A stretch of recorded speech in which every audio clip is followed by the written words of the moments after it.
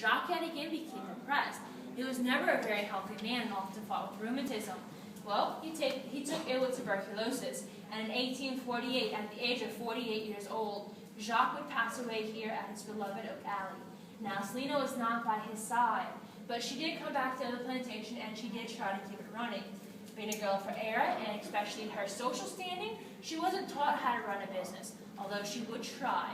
With mismanagement and obsessive spending, however, in 1859, she was eventually forced to give up that control to her son, Henri. He made 20 at this time, and he took over the running of it. He did fairly well for a while, but his mother's overspending and the South's loss of the Civil War would force him to give up control to his creditors.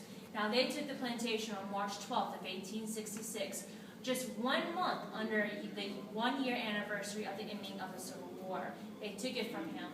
Now, everything of the plantation, all 1,200 acres, all buildings, including the mansion, and most grown-up family furniture, was sold at public auction. This was in December 15th of 1866, same year, just later on. It all sold at the grand total of $32,800.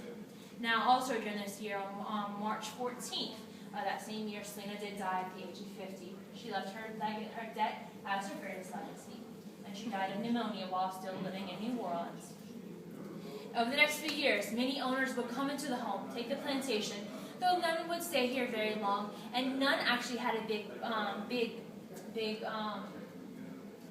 apartment or whatever you want to call it on the plantation. They didn't really have too much to say here on the grounds. The longest living one wasn't until our last owners in 1925.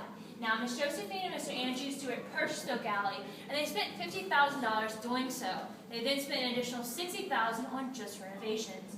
You see, for a period of about 12 years, the home was even left completely unoccupied, at which time cattle came in. As I told you, the horses were brought through the home as well. So the Stewarts, they had a lot to fix up with the home as far as the cosmetics go.